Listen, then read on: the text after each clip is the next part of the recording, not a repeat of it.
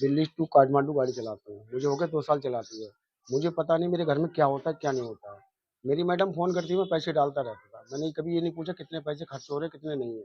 Truck driver की income है कम से कम 40,000 रुपए महीने की, ठीक है? उसके बाद में मेरी पीठ पीछे क्या चल रहा है, क्या नहीं चल रहा है, इसके बारे में जानकारी नहीं है। जब जानकारी पड़ी, मैंने कहा मैं घर आके बताऊँगा, ठीक है? इससे पहले 3 बार मैं हंगामा कर चुका हूँ, 3 बार भाग चुकी है अपने समधी के साथ में। इससे पहले भी बात चल इससे पहले भी।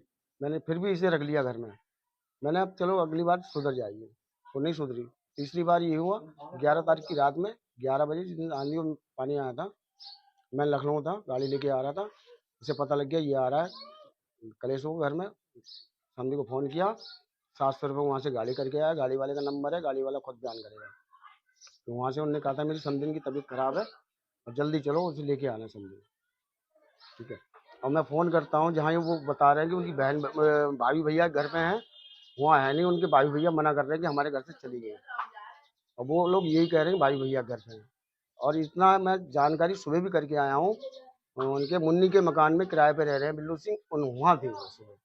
पुलिस ने क्या पुलिस में कंप्लेंट की है आपने? अब मैंने पुलिस में कंप्लेंट करी, 3 दिन से मुझे घुमा रहे हैं क्या कह रही है पुलिस? कि आना नहीं चाह रही, आना नहीं चाह रही है। आएगी तो बयान देगी, जिसके बयान देगी उसके साथ जाएगी, आप कुछ नहीं कर पाएंगे। कितने बच्चे हैं आपके? मेरे 2 बेटी हैं, 2 बेटा है।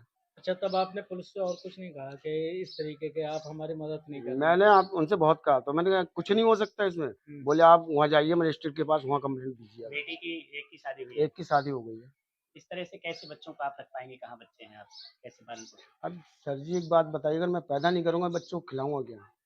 औरतें सबकी हैं, सबके घर में होती हैं। हुँ? अब ये तो नहीं मालूम किस टाइम क्या हो जाएगा।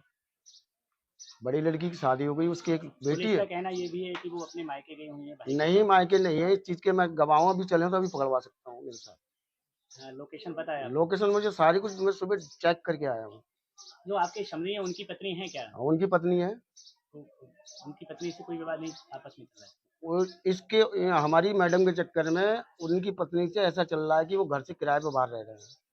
वो मारती है इनके इन लिए। सब चीजों को लेके आपकी बेटी के साथ तो कोई कलेश नहीं होता है? कलेश तो होगा, जब किसी के घर में आग लगेगी, उसकी माँ को उसका बाप प्यार नहीं देगा तो वो मेरी लड़की को प्यार देगा? नहीं देगा।